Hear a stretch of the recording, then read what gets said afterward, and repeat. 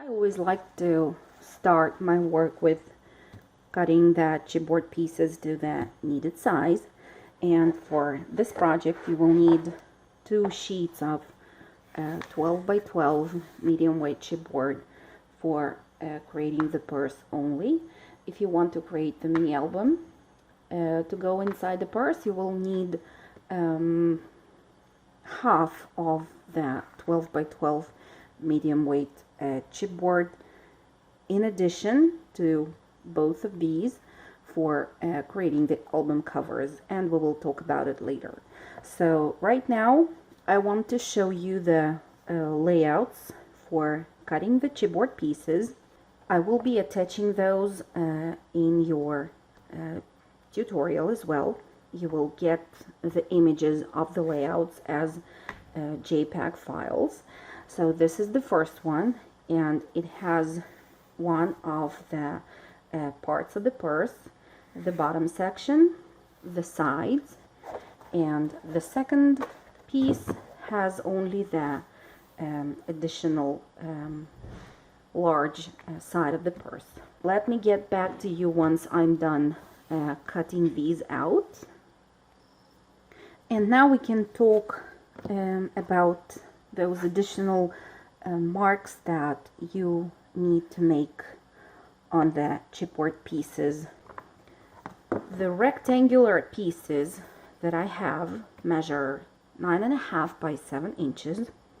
Both of them, they're identical in size, and on both of them I first marked in 2 places. I made the marks which stand 1.25 inches away from the left and from the right side, and you can see them right here, those tiny pencil marks.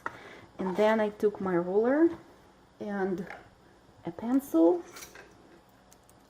and I drew a line from the right side, from the top right corner of the rectangle to the mark that I've created before. I drew the line, and then, well, for me personally, it's more convenient to make another guideline when I rotate the whole piece like that. So I connected that mark with the bottom right corner in this state. Now we need to cut off these triangular sections from both sides on both pieces, but before cutting them on the second piece of the chipboard, which also, as I've already stated, measures 9.5 by 7 inches, you will first find the center of the rectangular piece, and for doing that you will connect 2 of the opposite corners of the rectangle. You will draw a line, and then you will rotate it and connect 2 of the other corners, and you will also draw a line, and the intersection of those 2 lines will be the center of the rectangle. Okay, we will use that that point of intersection of 2 lines, and we will use it as our guide for drawing the oval shape for cutting out later on, or we will use that mark for cutting out another shape of the opening in case you do not have the alterations oval die that I have and I will use in the tutorial. So in this case you will also cut off this triangular section and this one in order to get the trapezium shape, 2 trapezium shapes for our purse. Here are those shapes. So now let's talk about the opening on one of the parts of the purse. I thought that to this shape the most suitable shape of the opening will be an oval one, and for creating it I will use this set of alterations dies from Sizzix. I will use the largest size,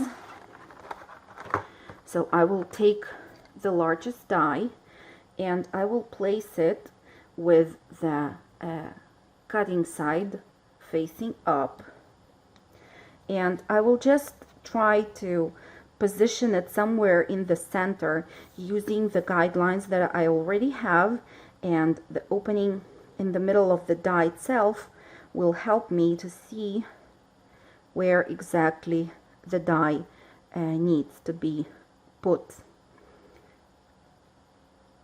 Okay, like that.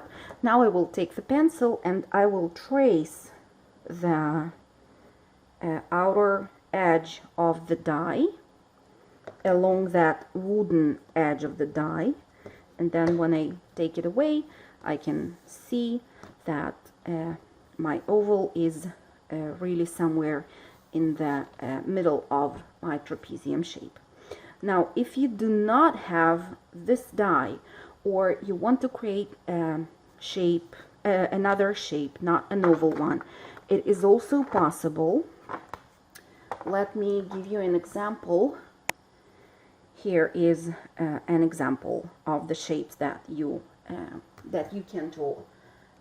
I have here the hexagon shape, a little bit stretched hexagon, but the principle is the same. For creating it, what I did is this. First of all, well, let me cut the triangular sections off so that you will understand better how this shape works.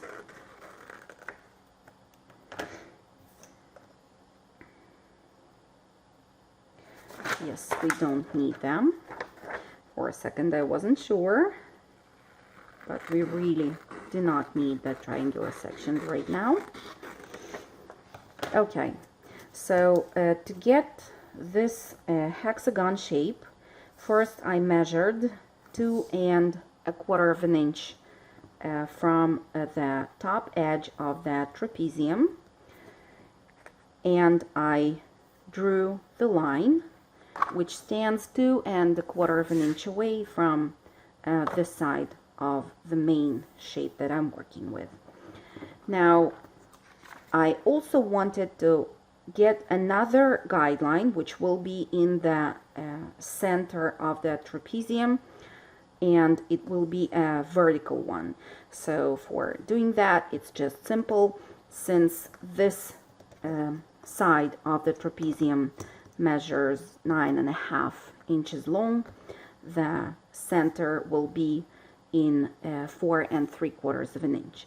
So I marked it here, and at the bottom you should make the mark at 3.5 inches, and then you will connect both of those marks and draw a vertical guideline which will help you now to measure identical and equal spaces to the left and the right side of the central guideline. So before doing that, let's make another guideline which will stand 1 1/8 inch away from the bottom edge of the trapezium, and here is this line right here. Now you can use the central guideline again in order to measure 2 1/4 inch from the line to the left and the right side, and you will draw the guidelines here.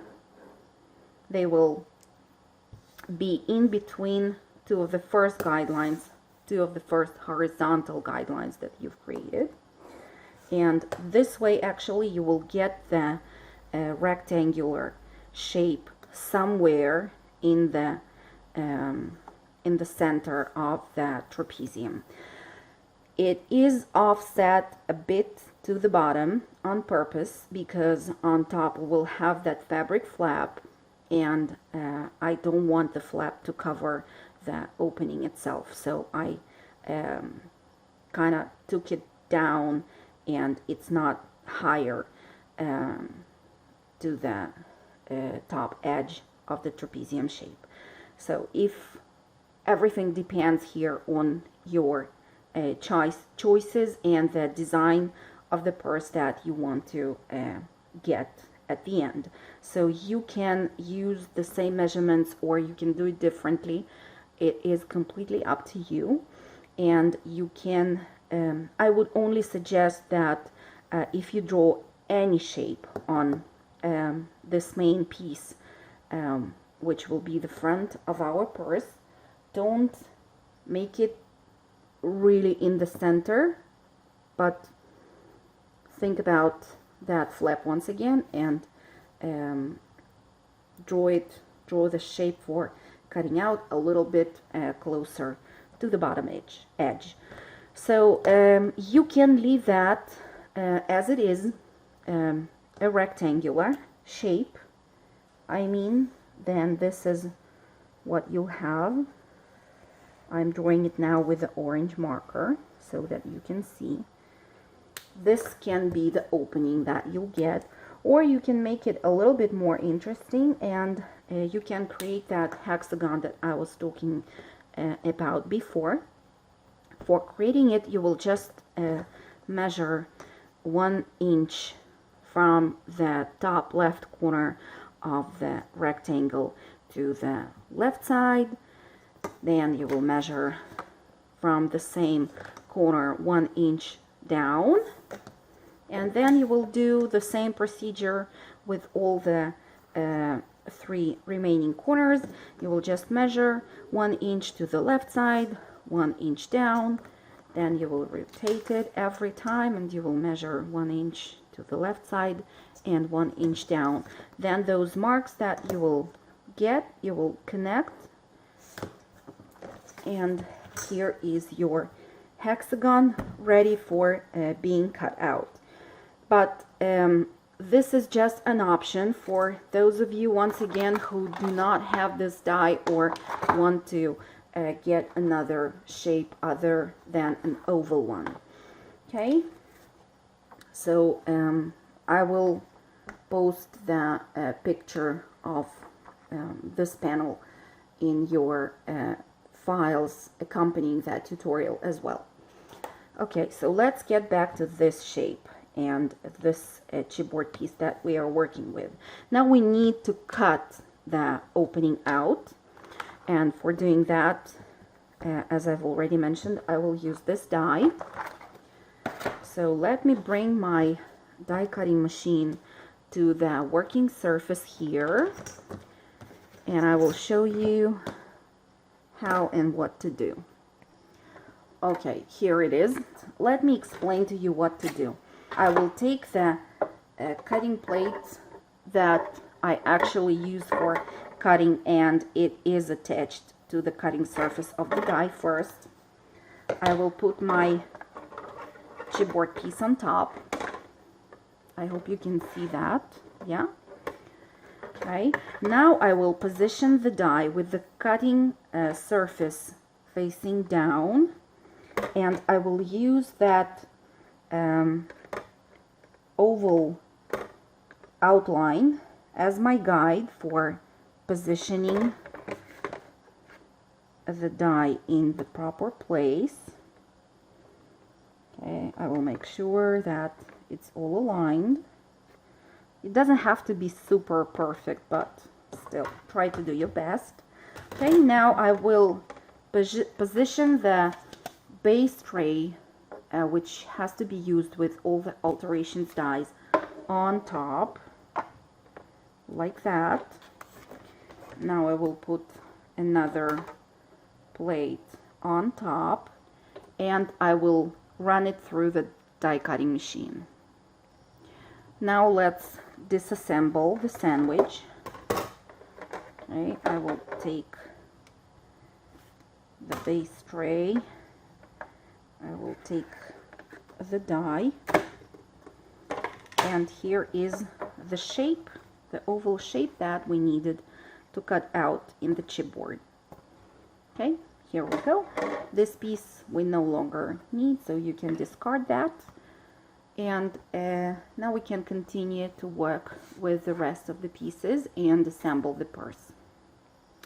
If you are not using the alterations die, you can already start to cut out the desired shape in this chipboard piece using just a ruler and your craft knife.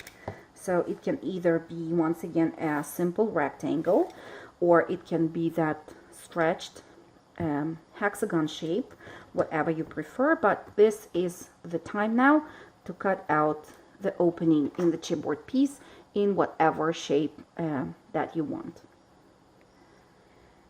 Now we will start to assemble the purse, and these are the three first chipboard pieces that we will work with: the central bottom piece and two of the main parts of the purse, one with the opening and one without the opening.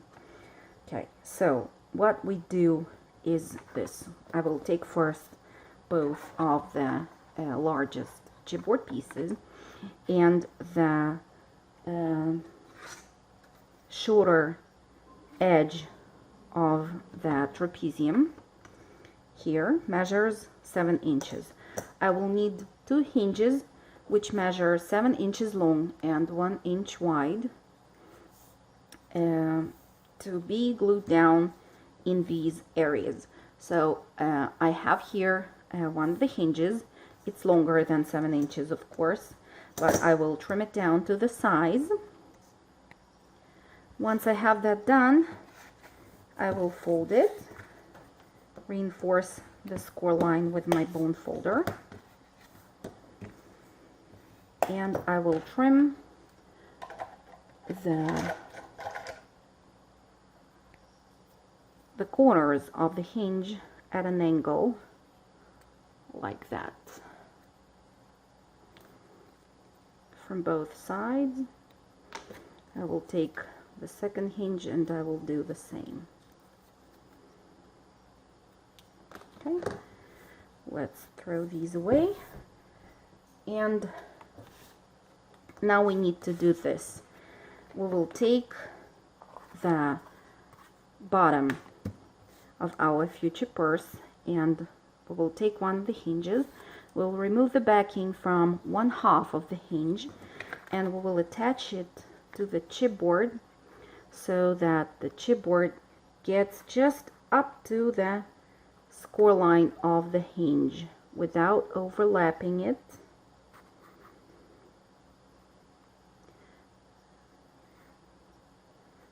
Okay, like that, so that when you fold this hinge, you can do it without any problem, without any tension of the paper.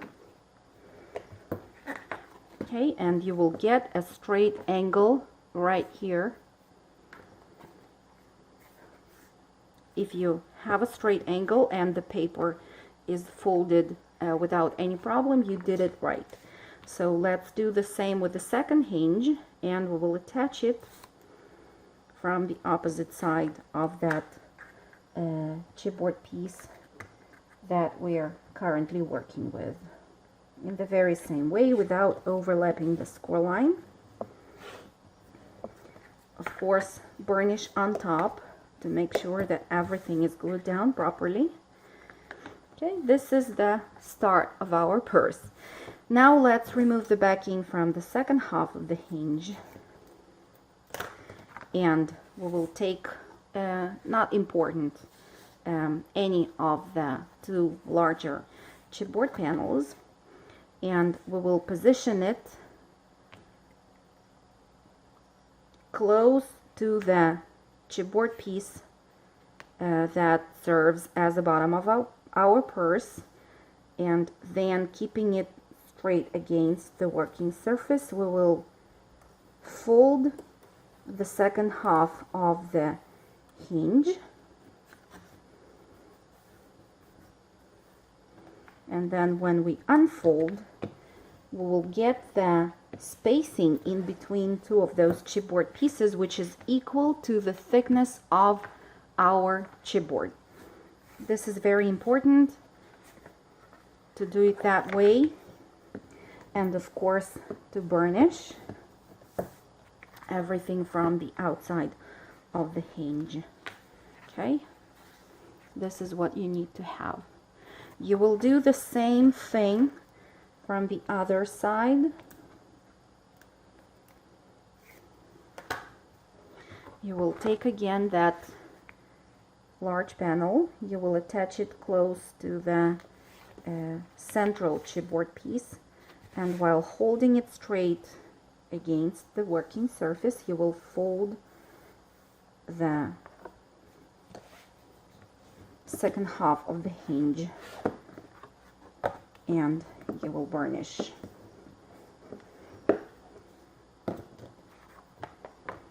This is the shape that you need to get so far. Okay, now we will create a few more hinges, and the length of them will be as follows.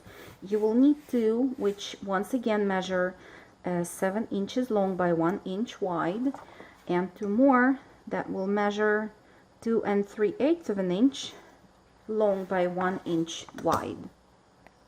Fold them so that the score tape will be facing out, and removing the backing from only 1/2 of the long hinge, attach it to the very edge of the middle piece of the chipboard, like that. The hinge doesn't need to overlap the spacing that you have in between two of the chipboard pieces. It needs to go straight along the edge of the chipboard, and in this case we don't even need to trim the corners of the hinges, as I usually like to do. Let's do the same with the second hinge. Remove the backing and attach it from one corner to another corner of the middle chipboard piece along the very edge of it, then burnishing, making sure that we have a good stick there. Okay, now before doing the same with the smaller hinges, check first if you need to trim them down just a little bit so that they can freely be glued down in between two of the longer hinges. And in my case, I should trim them down just a hair so that they fit without producing any tension of the side long hinges. So I'm doing the same thing. I'm removing the backing from only 1/2 of the hinge, and I'm applying it along the very edge of the chipboard central piece, like this. Let's do the same from the other side. I think this hinge also needs to be trimmed down, and you can see that if I want it to be just in between the score line, so I'm attaching it right after the score line from the right side, and then I can see that from the left side it slightly overlaps the score line. I don't want it to happen, because then I will not be able to fold the hinge on the right side freely without getting a problem here. So I will trim the hinge down. Just I will be cutting off something like 1/16 of an inch in my case, but everything depends on the thickness of the cardstock that you're working with. So that's why it's something that you need to measure and see if you need to do the same. Okay, this is what we have so far. Now we will need more hinges. 2 of them will be 9.5 inches long, and I've applied the score tape to them already, and I trimmed the corners the way I usually do from both ends. And 4 more will measure 7 1/8 of an inch, and they will be prepared in the same way like the longer ones. You will trim the corners from both sides, and you will apply the score tape to the back of them. Now let's take each one of those hinges and start working with them. So I remove the backing from 1/2 of the hinge, and I apply it starting from the very top corner of each one of the trapeziums along the score line and to the bottom. Of course, trying not to overlap the score line. Once the hinge is glued down to the chipboard, you can see the score line. This is the correct way to do that. Now let me burnish and get to the second hinge. Remove the backing from 1/2 of it, and once again apply it to the trapezium shape, starting from the very corner at the top and finishing with the corner at the bottom without overlapping the score line on the hinge with the chipboard piece, and then burnish. Do the same with the opposite trapezium shape.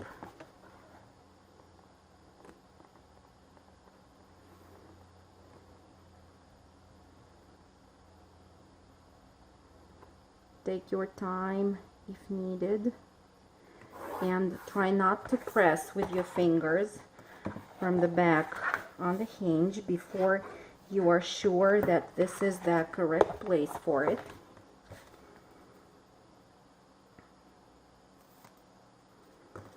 Okay, if you feel more convenient aligning it first from the bottom and only then aligning it at the top, that is also an option.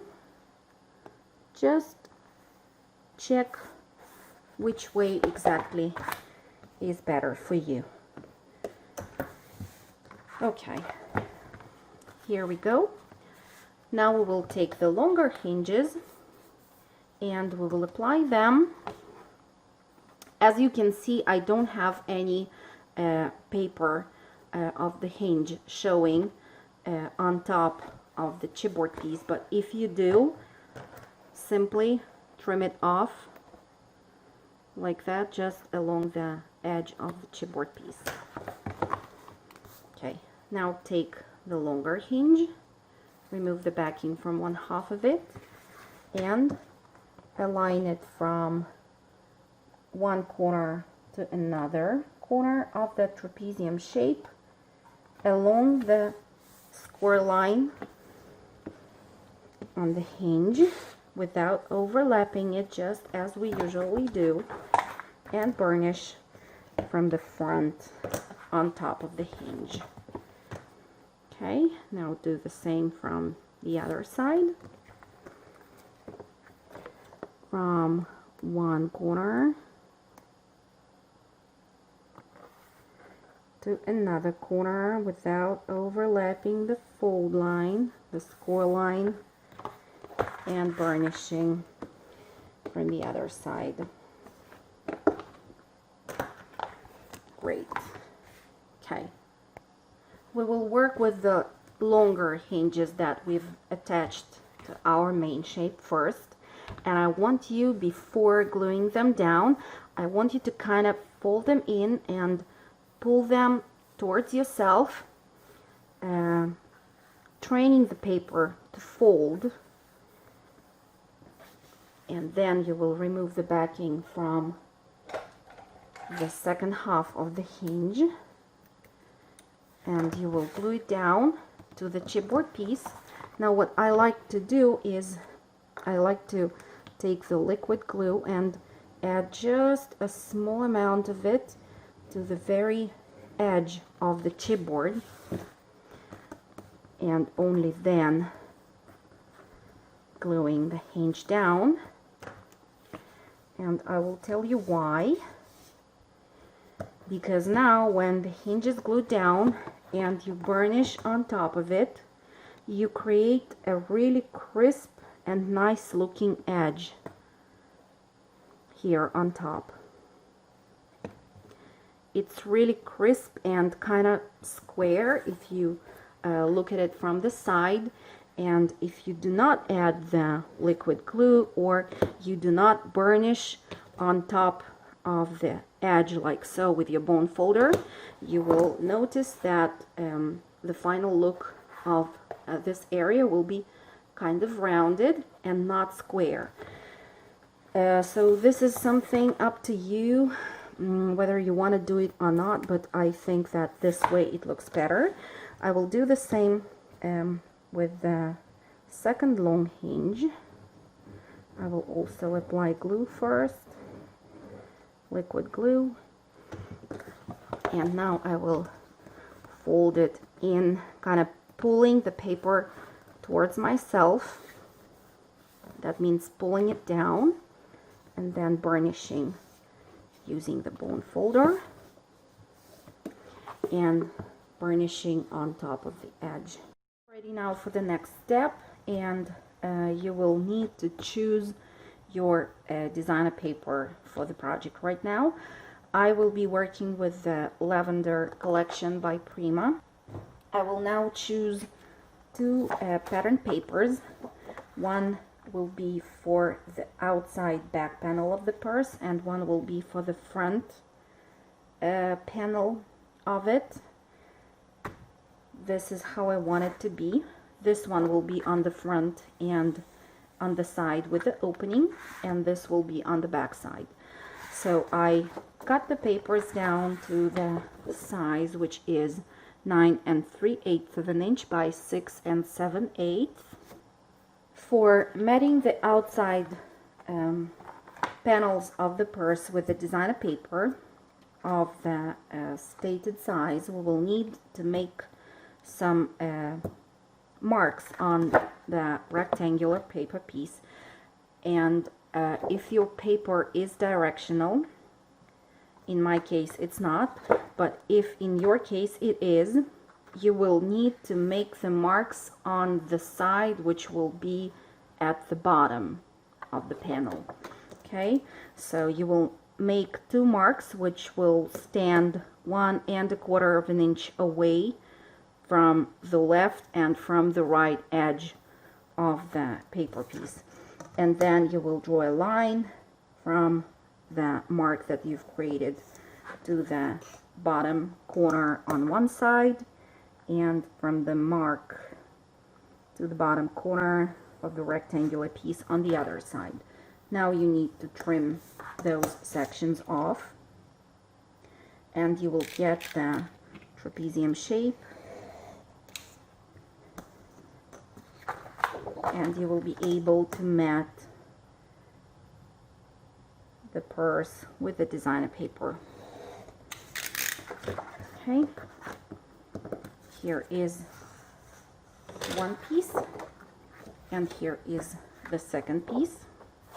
So this one in my case will go to the panel with the opening, and it will have a little border from all the four edges, and this one I will glue down to the back of the purse. So once assembled, it will be like that.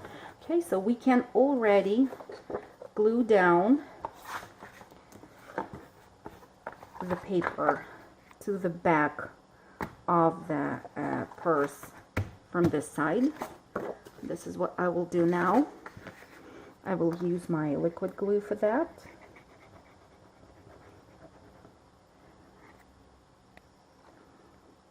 Okay, now I will center it first and then burnish with the bone folder.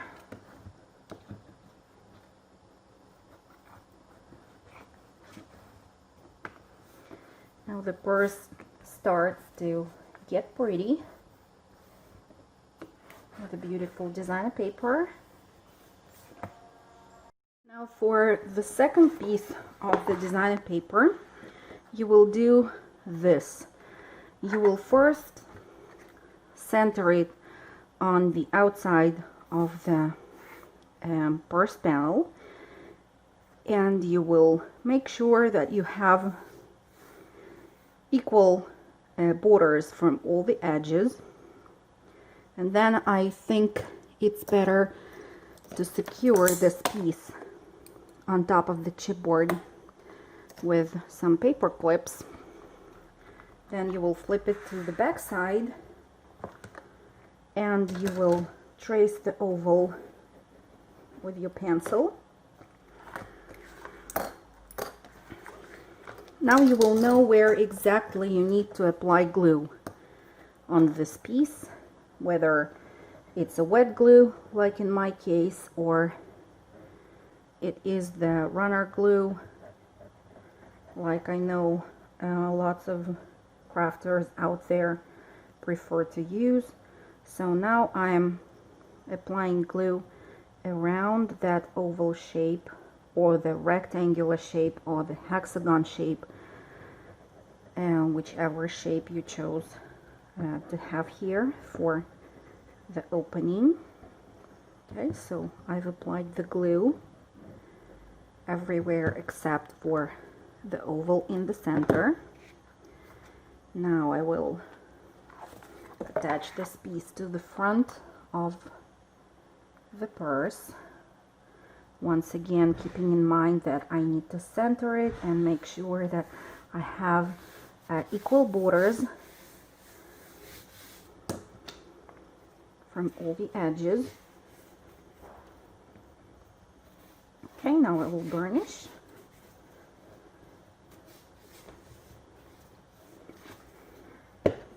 Like this.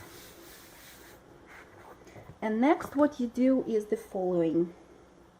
We need to wrap the paper in the area of the opening.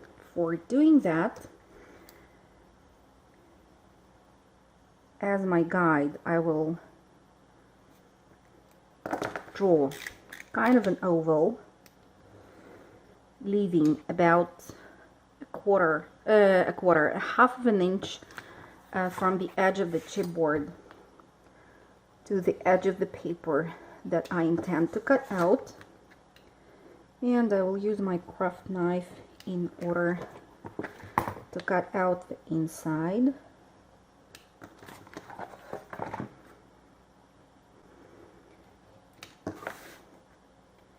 If you cut out the opening for the rectangular shape, you can just use the edges of the chipboard as your guides and measure from each of four of them half an inch like that, and draw the guidelines like this. For example, this is my shape and these are the guidelines. So I will have the guideline being half an inch away from all the edges of whatever shape that I chose to have for the opening, whether it's a hexagon or, once again, whether it's the simple rectangle. From all the edges you will measure half an inch, and then you will cut out your opening. Let me cut the hexagon opening as an example.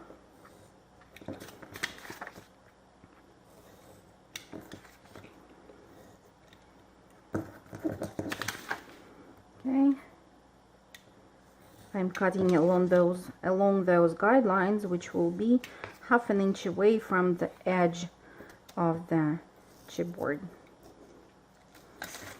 And then you'll get this. Okay. Now to wrap this, to wrap the oval shape, for example, you will need now to create the cuts on the paper, and the cuts will be, well, I'm making the cuts every 1/4 of an inch or 3/8 of an inch. I think 1/4 of an inch will be better, because then you will be able to get a better looking finished result once you will fold and glue down those paper flaps. I'm cutting up to the very edge of the chipboard,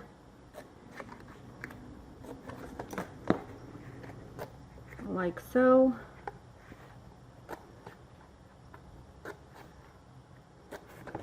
All the way around.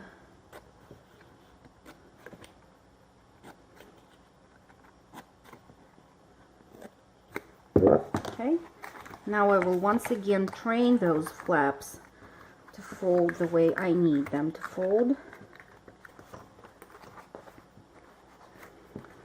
without applying glue at this stage or anything else. Like that. Now I will put something underneath. I will put them back to the initial state, and I will apply a little amount of glue to the very edge of my oval shape, and then to the flaps themselves, or I can also apply glue actually on the chipboard straight away.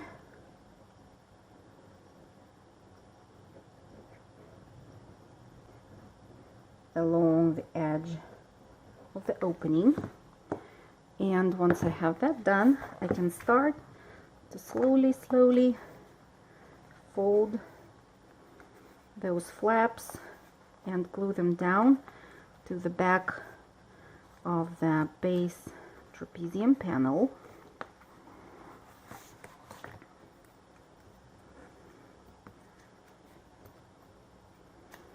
Making sure that I kind of pull the paper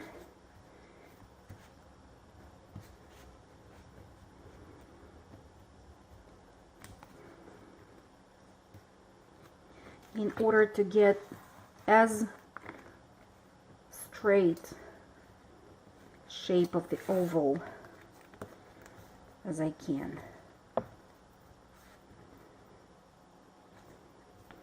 Because if you don't pull it tight enough, your oval will be, well, it will not look very nice, and you will know what I mean once you start doing that. So make sure that you pull those flaps really good towards yourself.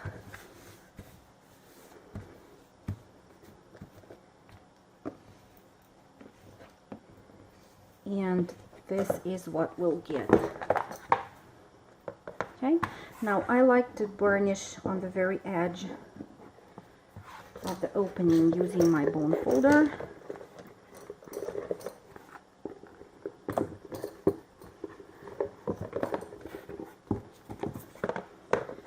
Like this.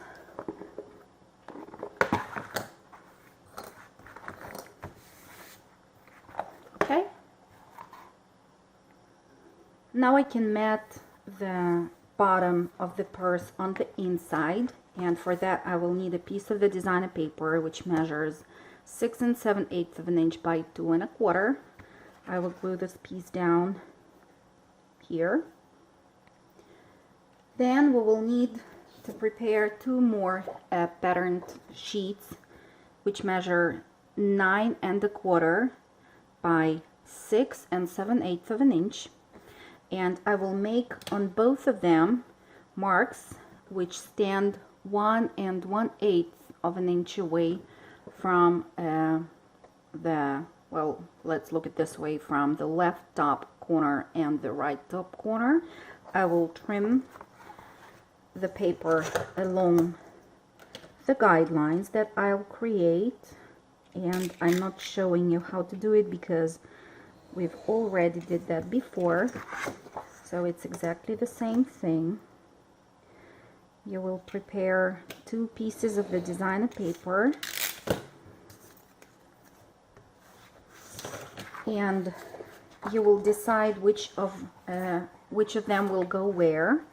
One will go on the inside back panel, and it will show through the opening here on this side, and one of them will go to the inner section of the purse, which has the opening. So right now we will work with the one which will have the opening, and it's the one right here. So first of all, I want you to take a piece of an acetate and well, measure what size the acetate should be to cover the opening that you have on this panel. And I've applied score tape to the piece of the acetate that I have right here. I will put this aside right now. Now we will do this. I will attach the piece of the designer paper to the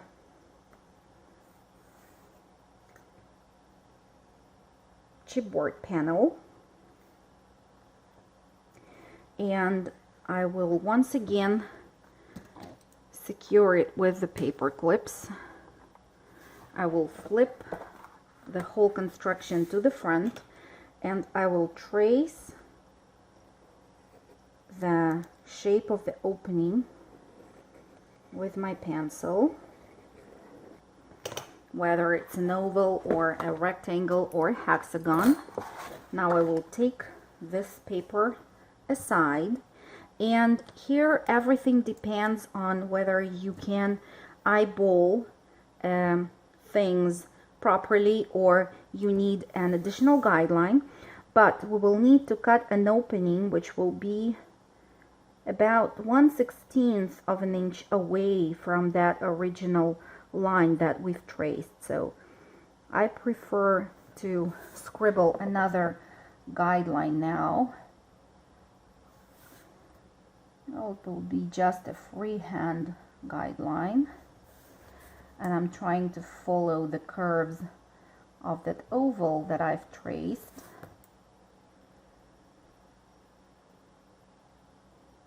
Okay, like that. If you have a rectangular shape of the opening, it will be easier for you to create the additional guideline. You will just use your ruler for doing that, and you will draw a guideline which stands about 1/16 of an inch or 1/8 of an inch away from the original one. And then you will use your craft knife and you will cut the opening, which will be a little bit larger than the opening on the chipboard, like this.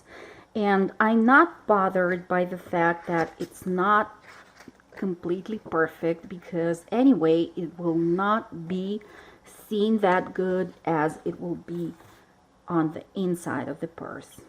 Okay, and we only wanted to expose properly the opening that we've created before, and to cover all the areas of the chipboard which are of the natural color. Okay, so this piece we will set aside right now, and we will need to create 2 additional hinges, which will measure 7 1/8 of an inch in the very same way as we did before. And we will trim the corners of those hinges at an angle.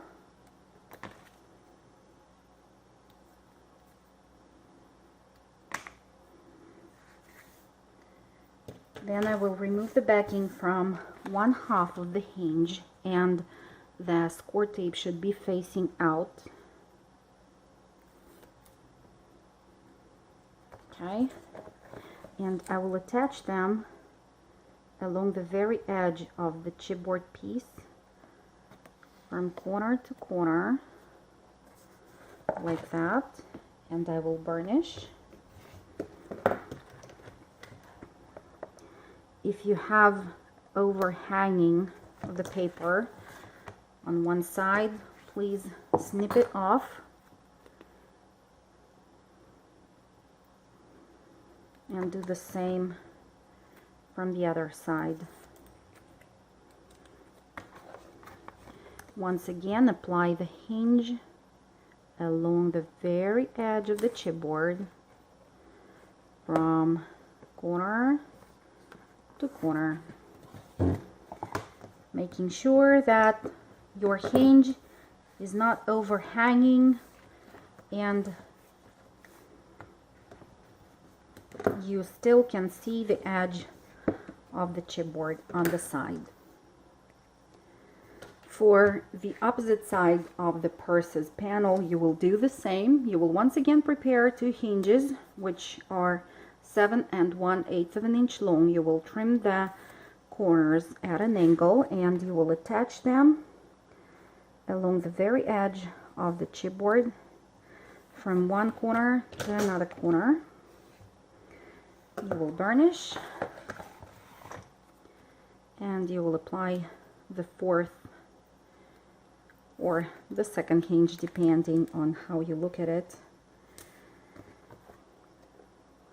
to the remaining edge of the chipboard panel, and burnish. Okay, now we will work on this section right here. You will take the acetate sheet, you will remove the backing,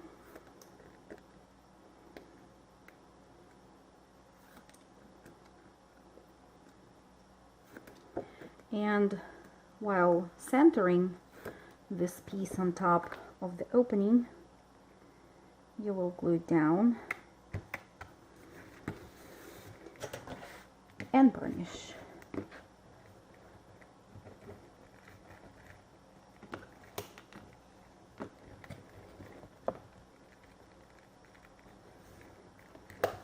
Okay, now next we will work on the fabric flap. The designer paper pieces will be glued down to the panels of the purse later on, once we really start to assemble it. Not right now. Okay, so you will put all this construction aside, and we will now concentrate on preparing the fabric flap.